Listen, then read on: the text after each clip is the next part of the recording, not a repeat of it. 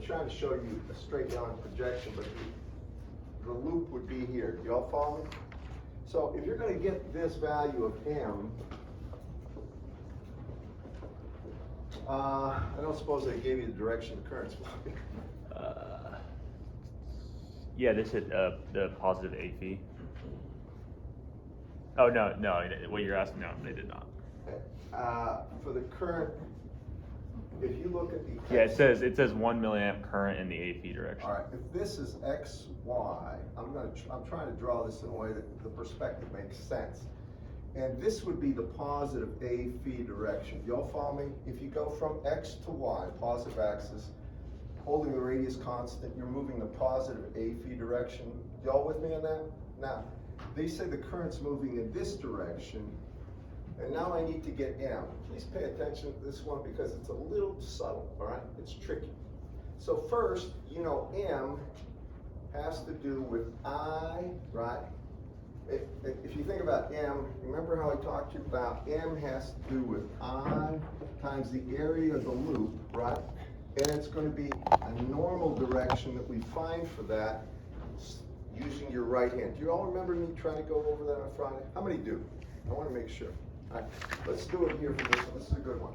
So that's X, that's Y. The current's moving this way. Take your right hand and try to grab the current, if you will, with your fingers. The direction your fingers are rotating is something that you kind of pretend that you're holding a doorknob and your thumb points in the direction, the vector direction of that magnetic moment. And if you got X, Y, it would be coming AZ. Do you all see that, class? How many see that? All right. So we know it's in the AZ direction.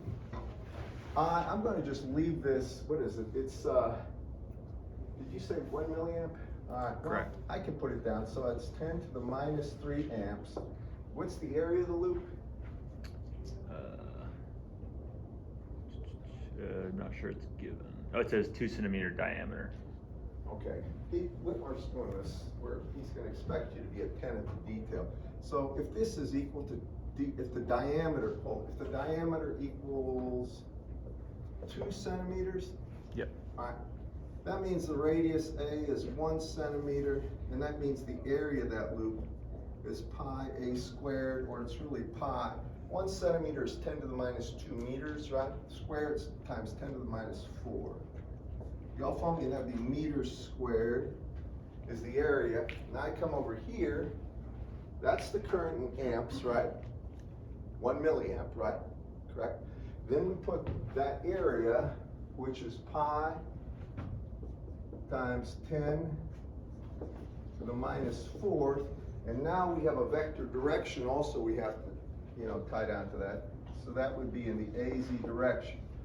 Now the units of this are obviously going to be amp meters squared. Y'all follow me on that? How many see what I'm up to right here? I want to make sure you see it. Once you see it, it should be clear.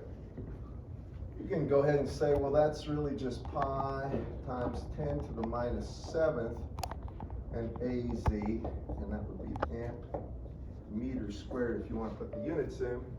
Now we need the B field from this current sheet.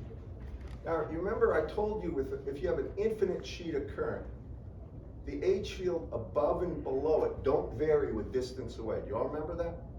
Second thing is I said that the H field in general was equal to the surface current density crossed into the normal vector over 2. Now, the easy way to get that, I don't even bother doing that. You got one surface current, right? Take your right hand, put your thumb in the direction of the surface current coming out of the board. Now, if you're above it, you all see how your fingers are in that direction. The H field is in that direction, right? We're below it. So below it, it's going this way. Do you all follow me on that? That's positive Y. Everybody with me? So the H field down here, anywhere down here, H field is in the positive Y direction, and it would be half, in magnitude, half that. So it's really going to be equal to 0.05 amps per meter here, and it would be in the AY direction. I didn't put it down here, but this is Y. So that's the H field below the plane. Do you all agree with me there? And it doesn't matter how far below, it's an infinite plane. That's the H field. Above it, same magnitude, only be minus AY. Everybody with me on that, class? All right. If you're a little, sometimes this stuff seems a little, you're not real sure about it. Take a look at some problems and realize the concept. Magnitude of the H field will not change versus distance above or below. It's exactly half the value of the surface current density and magnitude. It is orthogonal to the direction of the surface current and the normal vector. And the easy way to get it is just use your right hand. That's the easy way. So if you're down here, if that's the H field, how do I get the B field? Just tell me. What's the relationship between B and H? Right? Isn't that right? B is equal to mu H, right? So is that free space below it? If it doesn't give you a mu relative, it's free space. Mu relative equals 1. Follow me? I assume it is free space. Anybody else look at this problem? It's free space. Free space? It's just mu 0, right? So that means when we get this torque right here, the B field, I can put it down here, the B field below there would be equal to mu 0 times 0.05 amps per meter AY, and since this is M, now I can go ahead and get this. So it's equal to M, which is 10 to the minus 7th times pi AZ crossed into the B field, which is mu 0 times, I'll call it 5 times 10 to the minus 2. AY, I'm not even going to bother with the units at this point. And what do you see happening here? I have 10 to the minus 7th times 10 to the minus 2, that's 10 to the minus 9th, right? And then I have 5 times that, 10 to the minus 9th. Then I have times pi times mu 0. Do you remember what mu 0 is?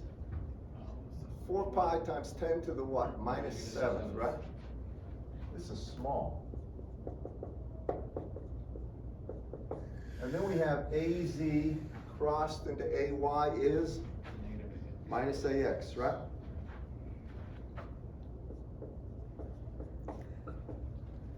And so what is that? That's 10 to, you got 10 to the minus 16 pi squared times 20. So,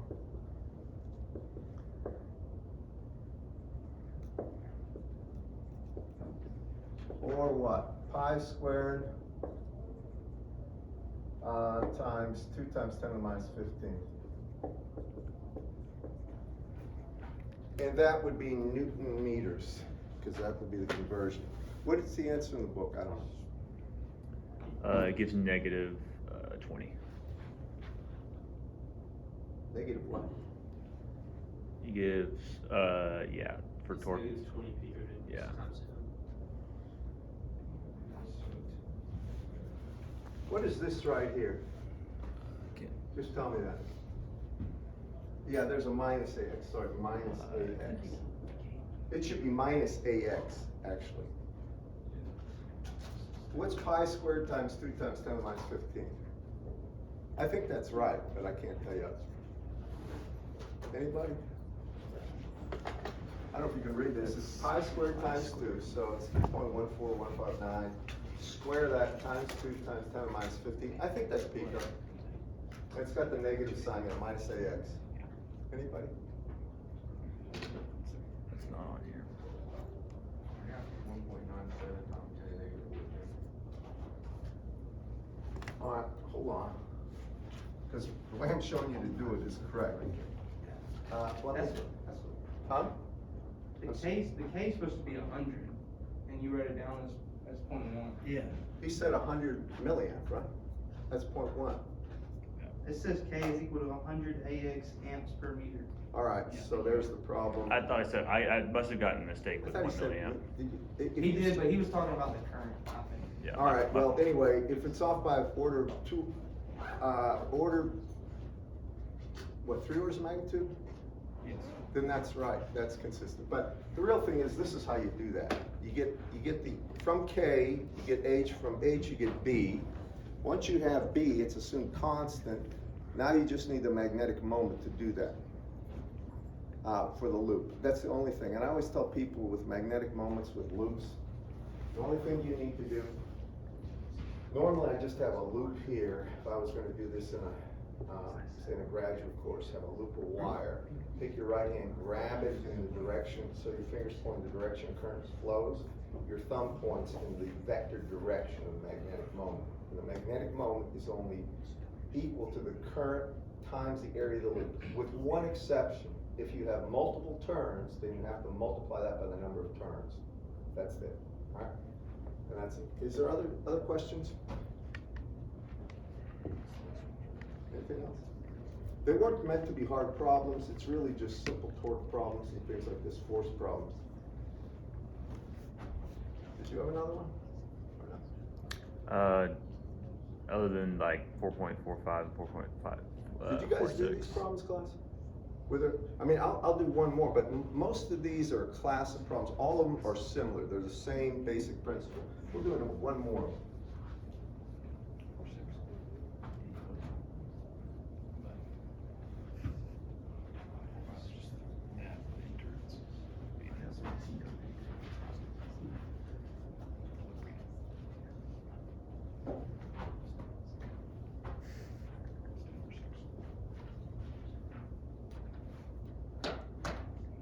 Okay, go ahead. I got it right here. Yep. You doing 4.5 or 4.6? All right, we'll do 4.6. It's a square conducting loop of side 2 centimeters.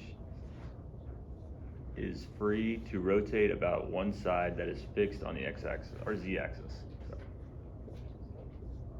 It says there is a 1 amp current in the loop flowing in the negative AZ direction on the fixed side. A uniform magnetic flux density. I think I missed something. What anchors the loop? Is it on the z-axis? It's fixed on the z-axis. And is the corner at the origin, like so? So if that's z, is this y, or? I'm just trying to get an aspect. I'm not sure if it. Is the plane of the loop? It says a square conducting loop side loops. A square conducting loop of side 2 centimeters is free to rotate about one side that is fixed on the z-axis. Okay, all right. Yeah. It spins this way. That's Yeah, fine. yeah. It doesn't matter. Go ahead. There is a 1 amp current in the loop flowing in the negative AZ direction on the fixed side. A uniform magnetic flux All right, density. so they got a current here, I equals 1 amp, did you say? Correct, yes, 1 amp. And it goes like this. All right, go ahead.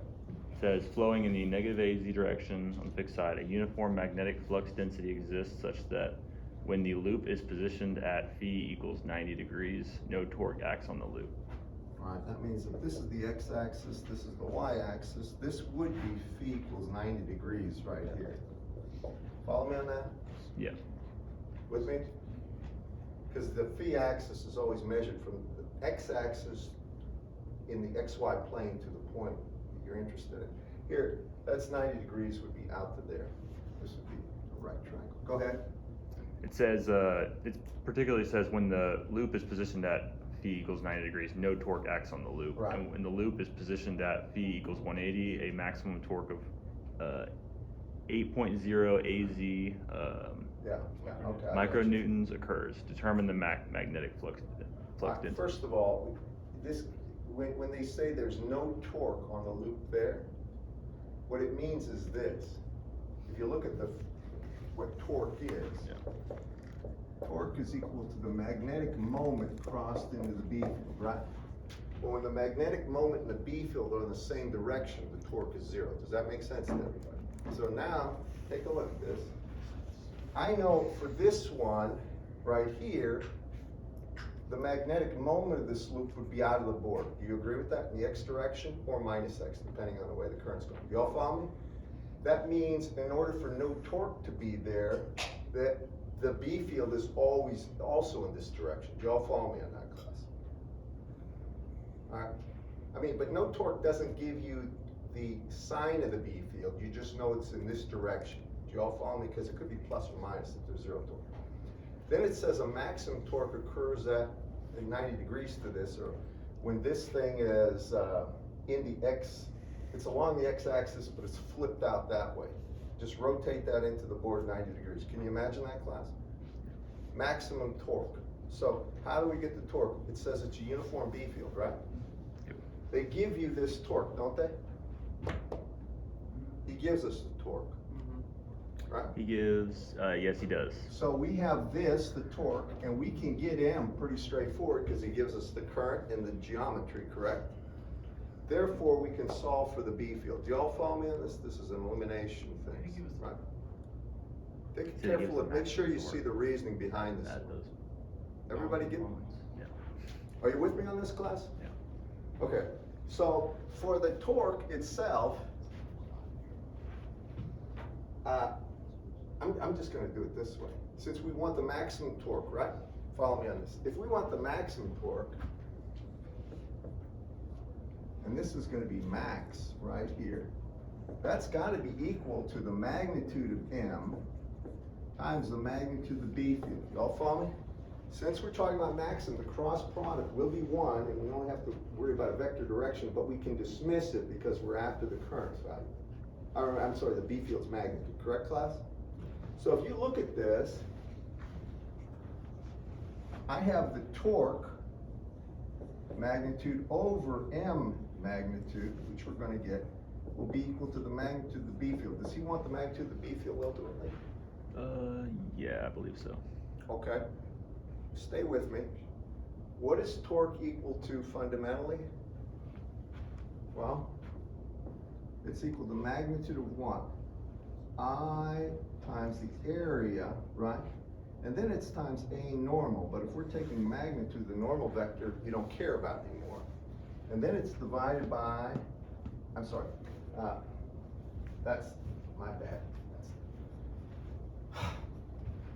The torque is given, my bad. Torque is given. M here would be equal to magnitude of I times the area times A normal, but you don't care about A normal. Now give me the magnitude of the torque if you don't mind. It is 8.0 AZ micronewton. Micronewtons, don't worry about the direction, and I here is 1, right? And then the area is going to be equal to 2 times 10 to the minus 2 squared, right? Isn't that right? It's 2 centimeters. So what Yep. does this come down to? You got 8 times 10 to the minus 6 over 4 times 10 to the minus, you got 8 times 10 to the minus 6 over 4 times 10 to the minus 4. That's 2 times 10 to the minus 2. So is it 2 or 20 millitesla or whatever, milliwebers per meter squared? Yep. Okay, that's how I would get that. And I don't spend too much time worrying about for this kind of a problem, worrying about the exact direction of the B field. I could if I wanted to, but it's really the magnitude of it. Now, the one thing I'm gonna point to and mention about some of this stuff, most of the time, when you do measurements, and remember this, because this is real important, you have to have some sort of a force, either an electric force, a magnetic force, something that deflects something. For instance, when you weigh something on a scale to get its weight in pounds or its mass in kilograms if it's on, a spring deflects usually, and then, or you have a counterweight over it, and there'll be something that indicates, based on a spring compression or really its extension, what the weight of that is. Follow me? That's a force, nevertheless, it's acting. Gravity's causing it. When you're dealing with things like the magnetic field of the Earth, and you want to know its value, you have to get a deflection on a known current that's allowed to move and see the torque about an axis, or you actually measure an actual force. So you know what a compass is, right? An actual compass, right? The needle deflects, right? Well, if you put some kind of a restraining force on that, either a coiled spring or something, then the deflection amount could be made proportional to the magnetic field along the axis of the needle. Y'all follow me? And I want to tell you one thing, deflection is so important. So when they're measuring magnetic fields that are static, not, if they're time varying, it's different, then you have to use an antenna if it's high frequency. A lot of times they'll have a coil of wire with a cajillion turns on it. It's very light, but on the fixed ends, they'll be allowed to rotate, and that rotation, they will find a way to make that, the amount of force or torque, to be very indicative of the actual B field. And that's why it's so important to at least appreciate how torque can be used to measure, how torque, which is, it's force times distance, but that torque, you can actually back out the magnetic field strength that you're measuring from. And I gotta tell you one other thing, what you don't realize is this. The magnetic field of the Earth around here, where we're at, is about parallel to the Earth. The magnetic field lines come out the poles and they go like this. But on the surface of the Earth, where we're at, they're about like this. But as you get up in the regions way up north, they become more and more vertical. And now that compass doesn't work so well. As a matter of fact, it'll give you false indications if there's any kind of solar activity when you're up at past the Arctic Circle. And I've never seen this, but I've heard about it. Because then you induce all these secondary magnetic fields caused by the large amounts of current to cause the aurora effect and stuff like this. So just remember some of the things that I've always kind of thought were sacred, like a compass doesn't work when it's up there, or if you're in an area where there's very large currents that are DC, not AC. ACs cause your needle to tremble, but when they're DC currents, you can get a false direction, or if there's large iron ore deposits in the ground or something like that, that'll also deflect it. You've all had a compass in your hand, haven't you? I talked about this in one kid. I've had this happen to me so many times. We've never heard of a compass. Okay.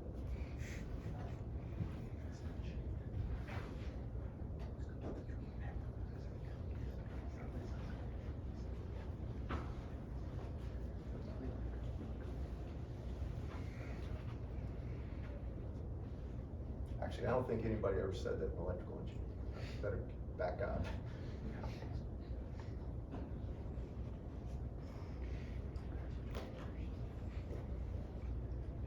But before I start, I'll tell you this one little story. It's absolutely true. Years and years ago, over 20 years ago, probably, well, 15 to 20, I was teaching a course. I was teaching circuits. They were on circuits course, using this book. And I did this.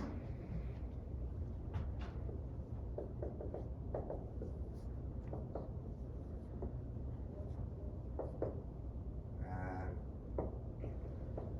so the integral of I dt is equal to Q. But I didn't say the word integral. Some kid raised his hand and he was serious, which he said. He said, "What's that big S on?" It's a true story. I'm not kidding. And I had to realize, I don't know how you got here. I have to talk about some truths. And anyway, so nothing surprises me anymore, but it troubles me. All right, so now we're going to talk about inductance. Now, I like to bring it this way to you. You've heard about inductance in every which way probably by now. You've seen the lump element. This is the symbol for self-inductance used in electrical engineering. And it assumes a current I. And then in electrical and computer engineering, and in physics, I might add, you also have the symbol used for a transformer as such, or a magnetic circuit.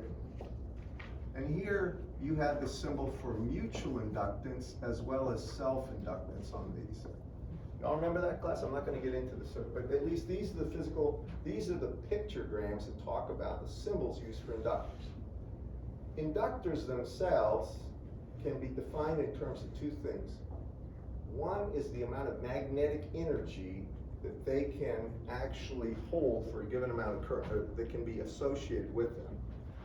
And so for this type of inductor, where there is no secondary coil, if I run a current I through there, the magnetic energy in this inductor is 1/2 Li squared.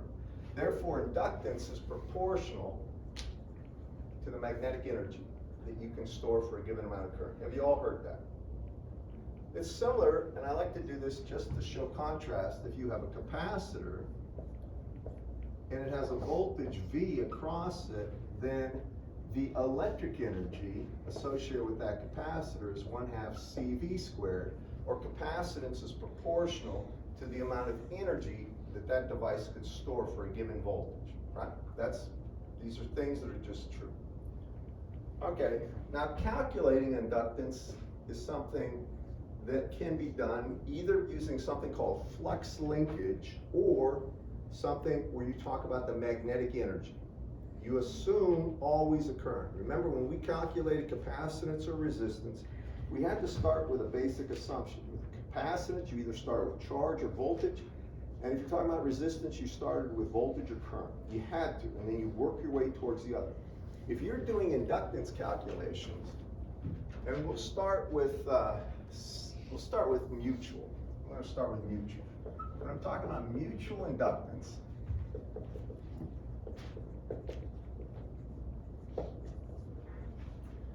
that is the amount of what's called flux linked from one circuit to a secondary circuit. Now, what mutual inductance is really, I'm going to just show you in a general sense. If this is some current I1 and this is circuit 1,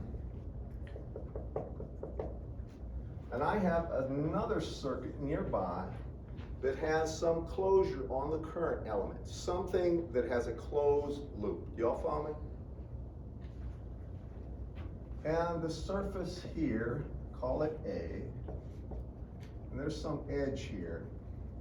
And I want to know what the mutual inductance is between these circuits. The way they get them is this. So I'm looking for the mutual inductance between these two. I find the amount of magnetic flux that penetrates this secondary circuit. So it's the integral of the B field caused by the primary current over the surface, and then I say that the mutual inductance is equal to that amount of flux, the integral, or they call it the flux, penetrating that circuit from the first primary divided by the current in the primary. Now, I'm going to go through this, but this is a concept you've had before. Here's a primary circuit, it's got I1 in it. It creates a magnetic flux, a B field. If I take the integral of B dot ds over the surface that one turn of the secondary circuit is associated with, then I find the amount of magnetic flux that penetrates that. Remember, that's a closed area, or closed loop. And then if I take that flux and I divide it by the current causing that flux, the assumed current, then I get the actual mutual inductance. Now, on purpose, I just did one turn. But take a guess what happens if you have multiple turns. Suppose I have n turns in the secondary. Anyone? That's right, linear proportional to n. That's it. Now, the best way to see this is to do examples that showcase this behavior. And I want to tell you one other thing about this. Gross teaches this, right? Yeah. You've had Dr. Gross. He always will teach it with usually cylindrical rods, with a whole bunch of current loops there, right? That's fine, but mutual inductance is far beyond that. In general, if you have any wire that's closed on itself, and you have any other current source that causes an H field that penetrates that, there's an associated mutual inductance. One thing I got to tell you. So, one thing mutual inductance will give you is also an appreciation for what can happen, or self-inductance will do this too, when there's a very high rate of change of a magnetic field in that loop area. And if you ever take some thin shellacked wire and walk it around a perimeter of a football field, a couple of times, and then have the two ends about that far apart, and go out there when there's a lightning storm coming by. Lightning generates a large magnetic field that induces the time varying field in that plane of that. You might be interesting to see how many arcs you get and how rapid it is. Just don't touch it, because friends of mine have had very, very odd experiences doing this when they did something called trailing wires they shoot rockets up to trigger lightning out west. One of these guys went down to try to grab one of those wires after the rocket had fallen to the ground. Got half a mile of cord out, all conductive. Lightning hit and about knocked him out. And so I'm just telling you, that's something to be aware of as electrical and computer engineers about the effects or some of this stuff that can happen with large loops. So the best way to do this, to figure out the mutual, is go through some of the classic examples. And I'm going to start, not like the book does, but I'm going to start with a toroid. And then I'll work to a solenoid, and then to a coax cable. And this is going to be, well, actually, for the first, better be careful about it. All right, that's mutual. Let me do two things. Let me do this other one then. That's mutual inductance. If it's self-inductance,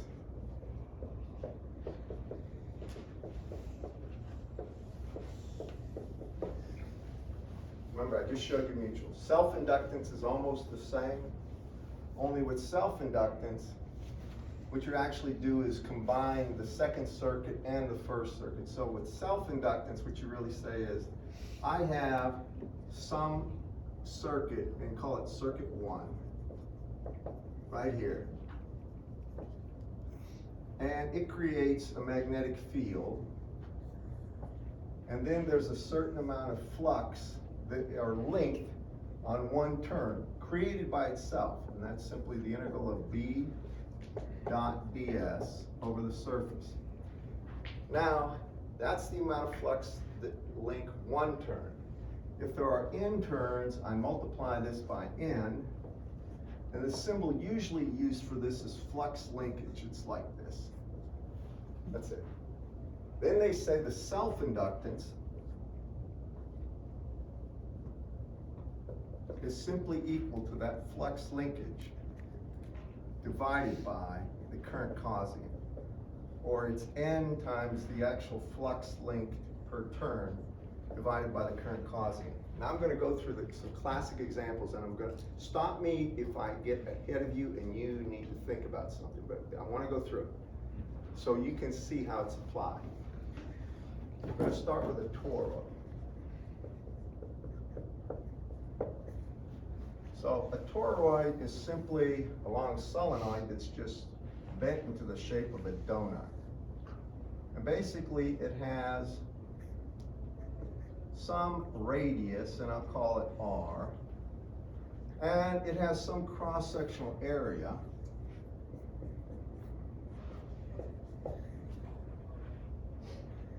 And then it has a whole bunch of turns. Now I'm just going to show you a cutout of the turns on the inner core. And I'm going to say it has n turns.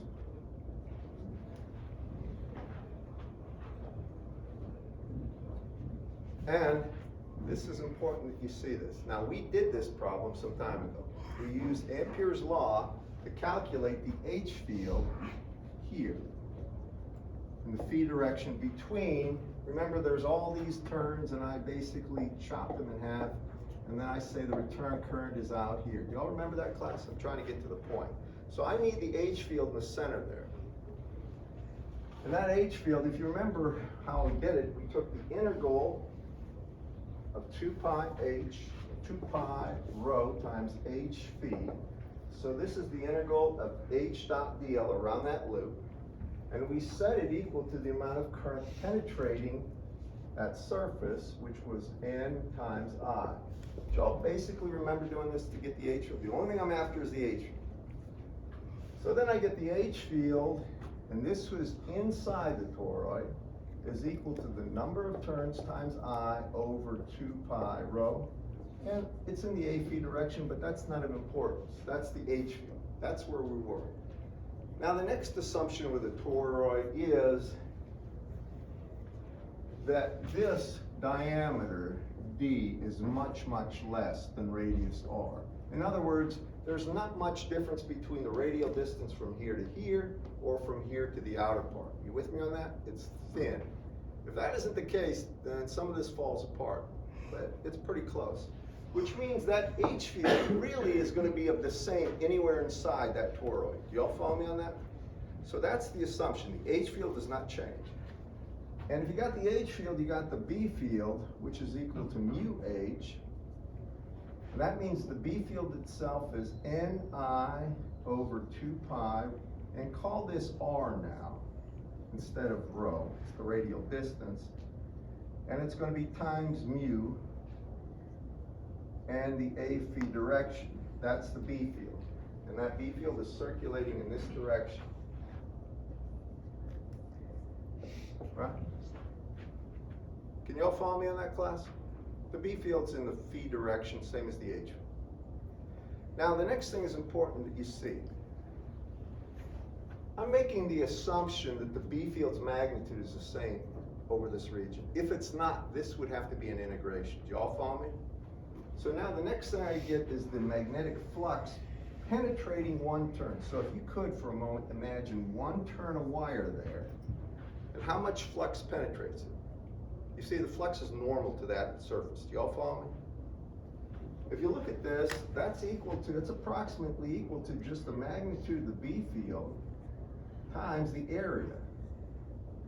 So it's really just equal to mu Ni over 2 pi R, and it's times the area. Now, it doesn't matter about what the area is, but that's it. Now, notice this. The N appears here, right? That's the amount of flux that penetrates one turn. You all see that? If that's the amount of flux that penetrates one turn, and we want to know the amount of flux that penetrate all turns, we have to multiply it by N again. So then,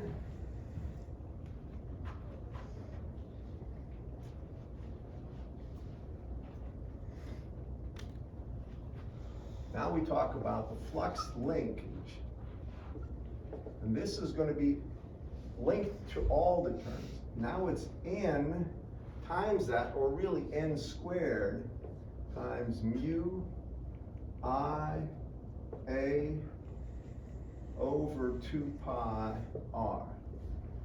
Everybody with me on that? Found the amount. First I got the H field. Then I got the B field, then I integrated B dot ds over the surface of one loop. And then I have to multiply that by N because they're N terms. Y'all follow me? It's very important to appreciate that second.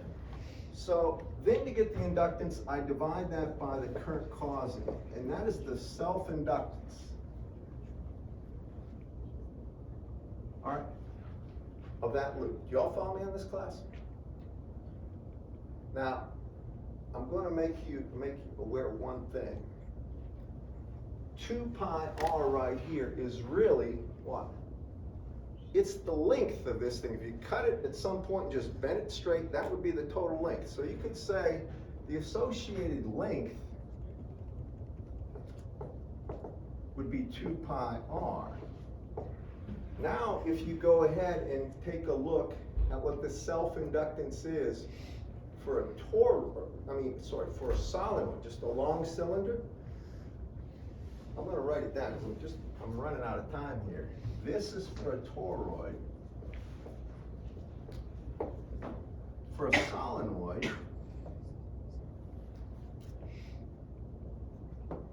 and solenoid is just this. It has a height H, and it's going to have N turns as well. The self-inductance for an actual solenoid, same exact form, N squared mu A, but now it's divided by L. Y'all follow me? Or by the length, or height. I call it height, I call it height H. So you just replace that 2 pi r by h, and that is the self-inductance of a solenoid. You all follow me? Now I gotta tell you one other thing. I didn't do this, but normally when I go ahead with these things, I start with one loop, and then I say what the actual magnetic field would be for a whole bunch of turns stacked on top of each other. And then when I do a solenoid, I ignore the effects at the end. There's a slight difference in the H field at the end, and I say it's about the same as it is in the center. This way I don't have to do that, because then for that particular problem, it is basically a constant H field inside there. If you're talking about a small radius for that actual area associated with this, and a large radius out to that point. So remember that. Anyway, this would be the self-inductance for a solenoid. He shows you. Last thing I'm going to show you is, and I wanted to get to this one today, is what happens if you have a coax cable. This is a little funny, so I want you to follow me on this, because it's not as obvious as one might think. I don't know if you've had this or not, but if you have please write this down, a coaxial cable, coax cable. And this is the standard coaxial cable. You have an inner conductor and of some radius A. I better make it a little fatter.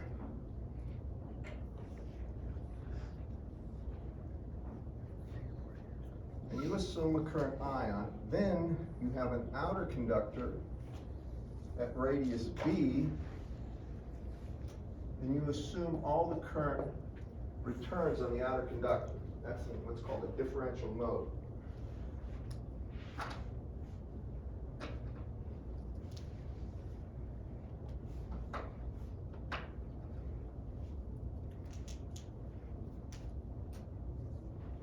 So when you have this, and you look at what's going on, you know that basically if you're in between A and B, you can look at that current and assume it's infinitely long.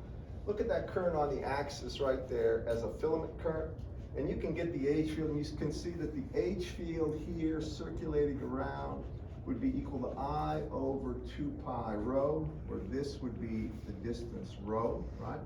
Y'all with me on that, class? Follow me on that? Once you had the H field, you could get the B field. You all agree with that? So now I can say the B field in the region between A and B would be equal to mu I over 2 pi rho A phi. And this is true as long as rho is greater than A, less than B. And now is the part that it becomes a little troublesome for some people. You understand when you have coils of wire, and the B field's clearly imaginable, you might say, and you're finding how much flux penetrates one of those turns. You all follow me on that? This one's a little different. So if we're here, we're in between here and here. The B field, if the current's flowing that way, is coming out, right? It does vary in magnitude. You all follow me? But here's where your imaginary turn is. It isn't a clear-cut turn. If we're talking about the inductance per meter, we start here and we go over this area right here. Now, the problem with that is there's no current return here and return here, theoretically. Y'all with me on that? The current return is at infinity. That's where the current comes back, and so it can flow the other direction.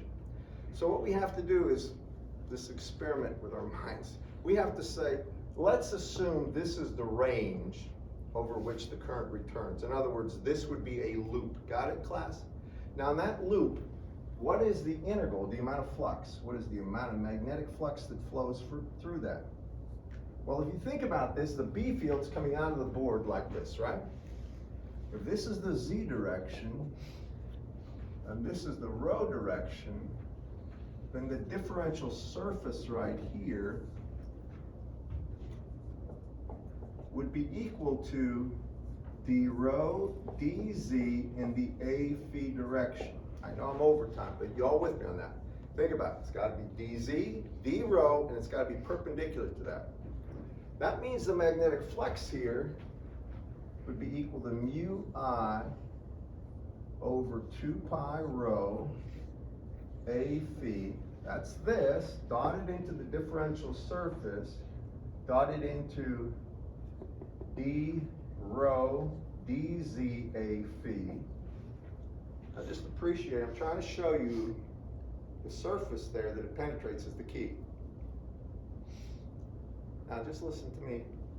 I need to know, where does rho go from? Class?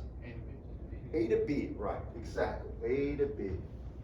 So rho goes from A to B, and since we've got an infinitely long cable, we talk about the inductance per meter, so we're talking about the flux per meter. So my dz goes from where to where? Well, from anywhere, I'm gonna start at 0 to anywhere plus, what, 1, if you want per meter, right? Y'all with me? From 0, which is nice, because that means it doesn't affect anything. So when we get the total magnetic flux, we get mu I over 2 pi, and then we integrate 1 over rho d rho, which is, I mean, I didn't put this down here, but a phi dot a phi is 1, correct, class?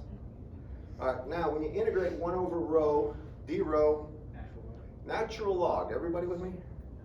Natural log, and then we evaluate it between the outer, which is B, and the inner, which is A. Now that's the magnetic flux caused by the current I, assumed on the inner axis, right? To get the inductance per meter, that is the inductance per meter. You just get rid of I. You all with me on that, class? And that's using flux linkage. I never have a like trying to explain away how the fact there's not really a closed loop. The loop closes at infinity. We could let, and some people do, the length of that wire go to infinity and have a closure there, and then you gotta divide out a couple more terms. So I just do it that way and do it a meter long. All right. Okay, I'm gonna give you some problems about self-inductance and mutual inductance. I didn't have a chance to do mutual, but it's the same basic concept. And I know you've had this, doctor. How many have had power or